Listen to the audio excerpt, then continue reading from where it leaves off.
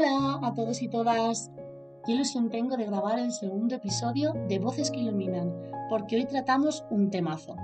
Hoy vamos a hablar de algo que muchas mujeres viven en silencio.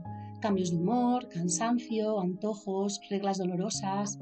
¿Y si te dijera que todo podría estar conectado con tus hormonas y la alimentación? En este episodio contamos con una nutricionista especializada en salud hormonal femenina para entender qué está pasando en nuestro cuerpo y sobre todo cómo podemos sentirnos mejor. Si eres mujer o amas a una, este capítulo es para ti.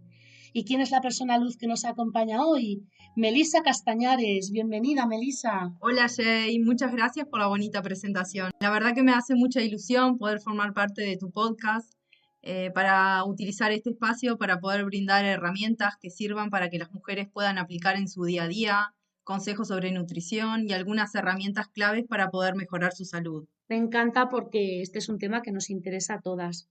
Pero bueno, Meli, ¿qué te parece si les cuento un poquito más sobre tu carrera profesional? Sí, claro, Jay.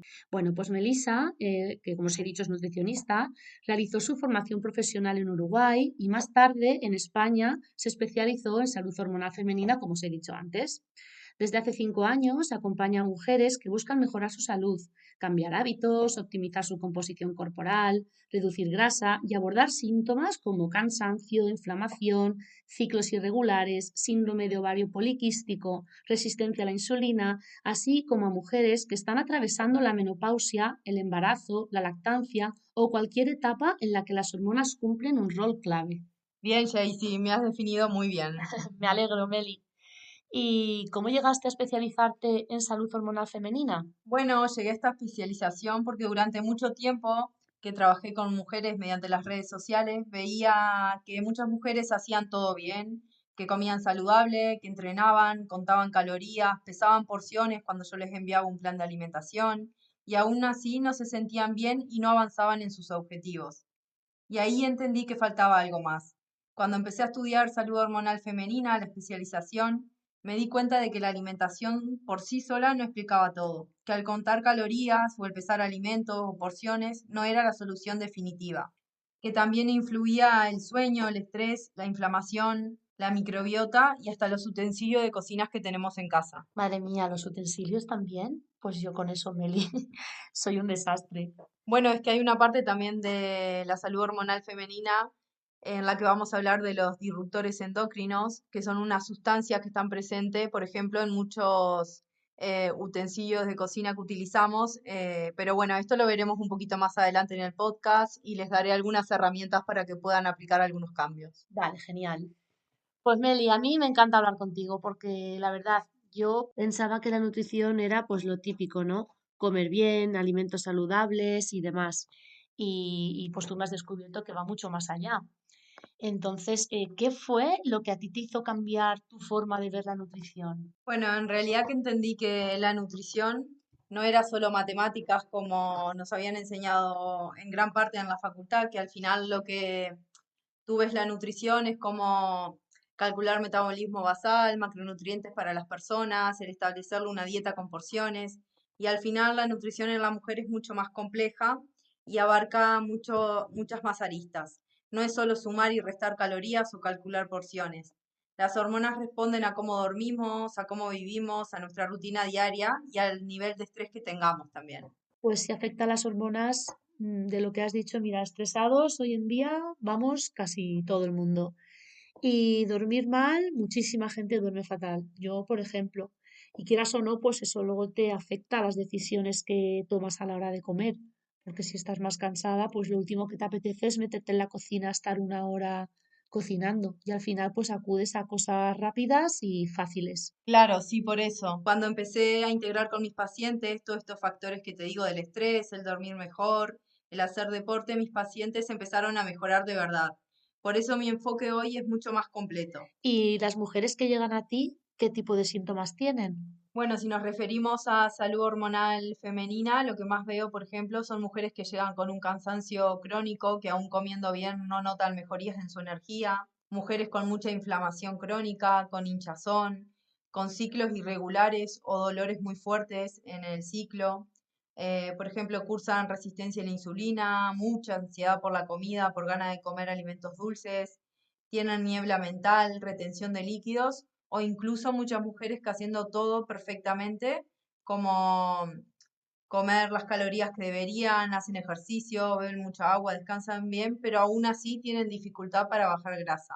O también muchas mujeres que ya vienen con un diagnóstico médico como síndrome ovario poliquístico, endometriosis, mujeres que están atravesando la menopausia y quieren mejorar su calidad de vida. Estos son signos de desorden hormonal y de inflamación, y no siempre el no poder perder peso es falta de voluntad en las mujeres, sino que muchas veces es desorden hormonal o inflamación crónica. Entonces, ya en estos casos, lo que suelo hacer es hacer un enfoque de alimentación antiinflamatoria. Pero cuando hablas de alimentación antiinflamatoria, ¿a qué te refieres? ¿Qué sería llevar una alimentación así? A ver, una alimentación antiinflamatoria no es nada mágico. Tampoco es una dieta estricta, ni un menú perfecto, ni se prohíben alimentos. Es un estilo de alimentación que baja la inflamación del cuerpo y apoya el sistema hormonal. A ver, que puede sonar un poquito más técnico, pero en realidad la inflamación afecta directamente a nuestras hormonas. Por ejemplo, a la hormona de la insulina, la de la tiroides, el cortisol y sobre todo a las hormonas sexuales. Entonces, ¿qué logramos cuando bajamos la inflamación? Que la mujer se sienta con más energía en el día a día, que mejore su digestión, que no sean tan pesadas, que sienta menos ansiedad, que pueda regular sus ciclos menstruales, va a notar menos retención de líquidos y sobre todo más saciedad y esas ganas de comer cosas dulces, por ejemplo, van a comenzar a disminuir. Vale, entonces, para bajar todo esto un poquito a tierra y que nuestras oyentes lo puedan aplicar en su vida diaria, ¿qué alimentos nos recomendarías priorizar y cuáles reducir? Bueno, en principio sería reducir el gluten o eliminarlo incluso, ya que el gluten es una molécula proinflamatoria. También el tema de la leche de vaca habría que excluirla totalmente. Los lácteos que sí se podrían consumir, tal vez en porciones moderadas, serían los quesos y los yogures. ¿Por qué los quesos y los yogures sí y la leche no? Es porque los quesos y los yogures llevan un proceso de fermentación, entonces son mejor tolerados por las personas que tienen problemas hormonales. Y aún mejor si estos lácteos provienen, por ejemplo, de cabra u oveja. Vale, Meli, entonces, para hacer así un poquito de resumen, si hay inflamación, quitar o reducir el gluten, ¿no? Quitar la leche de vaca y que sí que podemos incluir en porciones moderadas el queso y el yogur, porque dices que han pasado por un proceso de fermentación y que si es de cabra u oveja, mejor, ¿no? Sí, exacto, Jay. También el consumo que sea habitual, diario, de frutas y verduras, intentar no comprarlas en el supermercado o si son de supermercado, intentar que sean orgánicas o bio, o ir a los mercados a comprar, que la fruta suele ser más fresca y de estación. De eso todos los días, frutas y verduras frescas todos los días. Luego los pescados, preferir los que son grasos por su aporte en omega 3, que es un potente antiinflamatorio. Preferir pescados pequeñitos por su menor contenido en mercurio, como pueden ser la sardina, que es muy rica en omega 3, el arenque, la anchoa, el salmón, si es de origen salvaje mejor. Si seguimos por el lado de las grasas, el consumo de aceite de oliva extra virgen, los frutos secos, las semillas, todo esto es recomendable para una alimentación antiinflamatoria. También el consumo de legumbres, las especias como puede ser la cúrcuma combinado con la pimienta negra que potencia los efectos antiinflamatorios y muchas especias más como el orégano, el tomillo, son todas especias que pueden ayudar en este proceso. También el consumo de probióticos como puede ser el kéfir, el chucrut, la kombucha, todo esto sumado a los otros consejos que di sobre alimentos que se pueden incluir es el combo perfecto para llevar adelante una alimentación antiinflamatoria. Luego, obviamente, intentar reducir el consumo de ultraprocesados y azúcares refinados. El consumo de edulcorantes en refrescos, por ejemplo, que por más que sean cero y no aporten calorías o no tengan contenido de azúcar, sí que tienen mucho contenido en sodio, colorantes y edulcorantes y al fin y al cabo terminan dañando nuestra microbiota.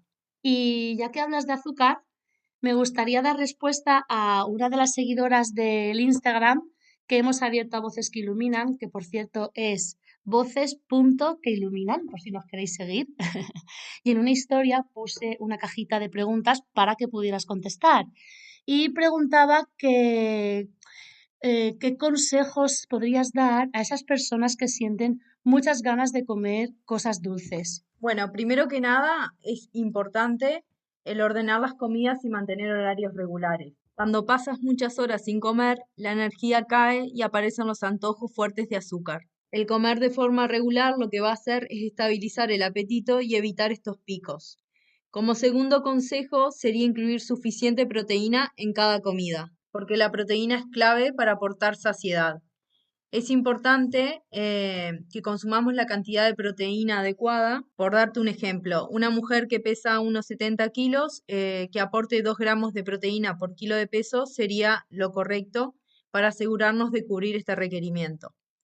En el caso de esta mujer serían 140 gramos de proteína al día, que lo ideal sería poder distribuirlo en los 4 tiempos de comida, si es que realiza 4 tiempos de comida, si no 3, si no 2. Otro consejo clave sería elegir carbohidratos de buena calidad. No se trata de evitarlos al 100%, sino de priorizar los que aporten fibra, saciedad y energía estable.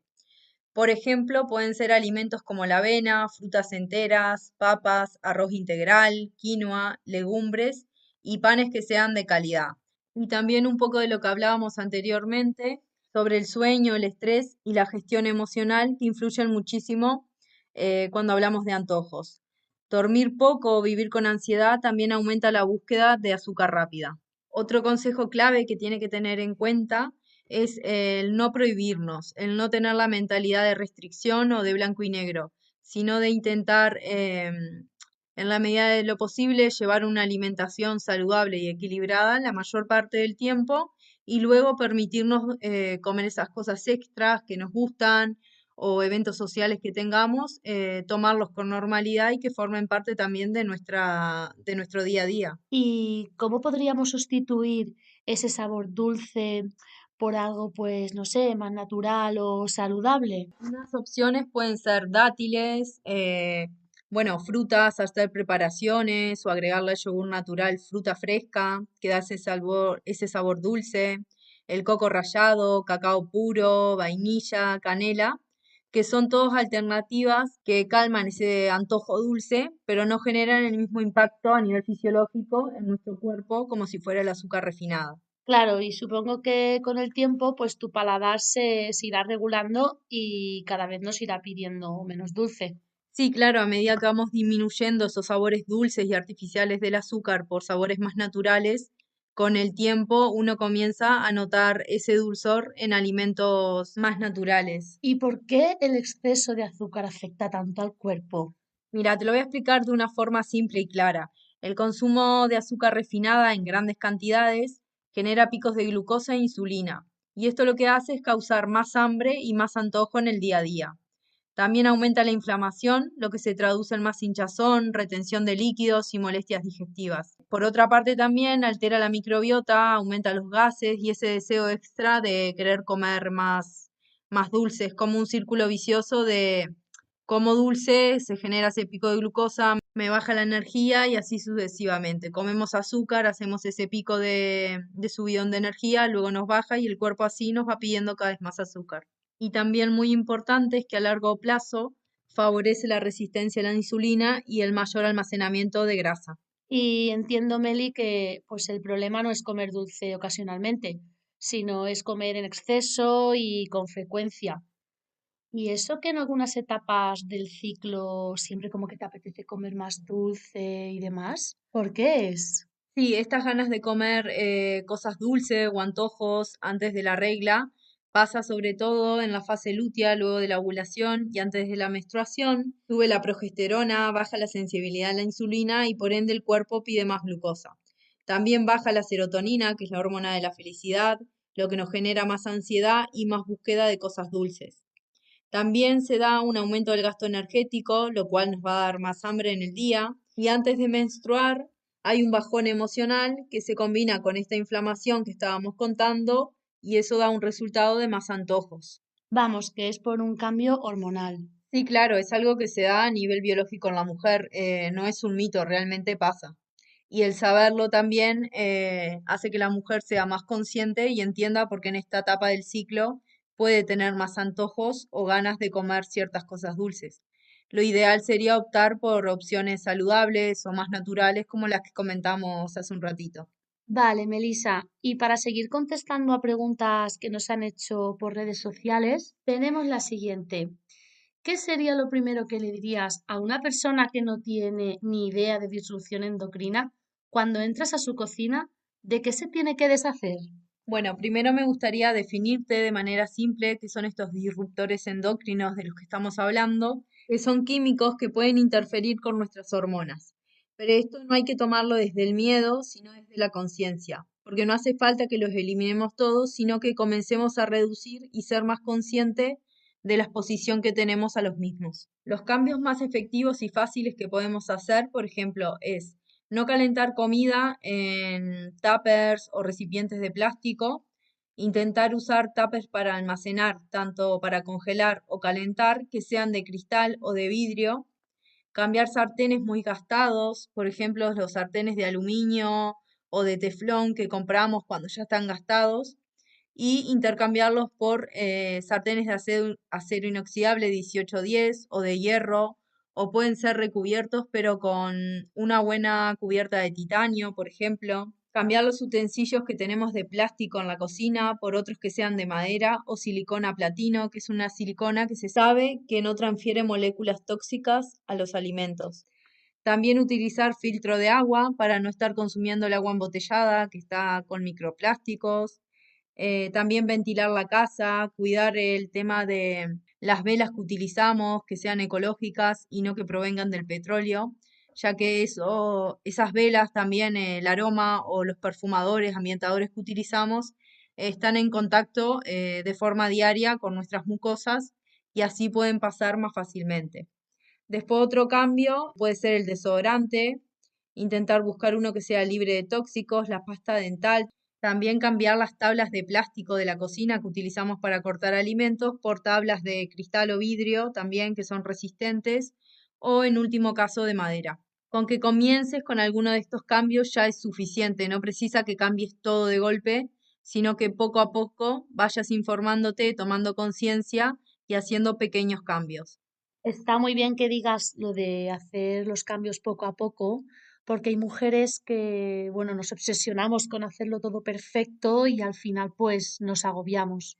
Sí, Jay, entiendo lo que dices porque yo también estuve ahí cuando estudié la especialización y empecé a incorporar todos estos cambios. Hubo un punto en mi vida en que un poco sí que me obsesioné, pero al final entendiendo que los disruptores están en todas partes, entonces lo ideal sería ir haciendo cambios poco a poco y en la medida de lo posible que esté a nuestro alcance, porque todo no vamos a poder cambiar y mejorar. Que vamos, que te entiendo porque yo estuve ahí y la perfección muchas veces genera miedo, paraliza, y en realidad la salud hormonal no se construye desde la perfección, sino que se construye desde la constancia y con pequeños cambios día a día. Vale, Meli, y todos estos consejos que benefician tanto a la mujer, ¿sería posible aplicarlo también a los hombres? Sí, totalmente. Mi enfoque es femenino porque las hormonas de la mujer son más sensibles a estos cambios, pero estos hábitos como comer real, organizarse, reducir tóxicos, podría beneficiarse cualquier persona. Ah, pues genial, Meli, que ellos también puedan beneficiarse de algunos de tus consejos. Bueno, y con esto llegamos al final. Y si algo queda claro de esta conversación contigo, Meli, es que la salud de la mujer no se explica solo con una dieta. Hablamos de síntomas que muchas vivimos todos los días: cansancio, hinchazón, ciclos irregulares, ansiedad por comida. Y entendimos que no son señales de que el cuerpo está fallando, sino de que algo necesita más atención. Meli, nos has recordado que no es falta de voluntad, que no es culpa y que no se trata de hacerlo perfecto. Se trata de entender cómo funcionan nuestras hormonas, cómo influyen en el estrés, el sueño, la inflamación, la alimentación y los hábitos que sostenemos todos los días. Muchas gracias, Meli, por acompañarnos y gracias por tu tiempo. Gracias a ti, Jay, por darme este espacio y espero poder haber aportado un granito de arena para que muchas mujeres puedan aplicar estas herramientas y consejos y puedan mejorar su calidad de vida. Y es cierto que este tema es mucho más profundo y no han quedado varios puntos por hablar, Jay, como pueden ser cómo influye el ritmo circadiano en la mujer, la suplementación necesaria. Podríamos entrar a un fondo más en puntualmente problemas hormonales como endometriosis, síndrome ovario poliquístico, pero bueno, lo dejaremos para algún otro episodio si me invitas. Por supuesto, eso está hecho. Tienes que venir otra vez y seguir con todos estos temas tan interesantes. Perfecto, entonces nos volveremos a encontrar. Me encanta conversar con personas luz como tú, Melissa. Y bueno, si alguien quiere saber un poquito más sobre todos los consejos que nos ha dado Meli, podéis encontrarla en su página de Instagram, nutrición.activa con 2 as al final, donde comparte recetas, consejos y os digo yo que os va a gustar mucho. Así que gracias por escuchar Voces que Iluminan y Un un abrazo. abrazo.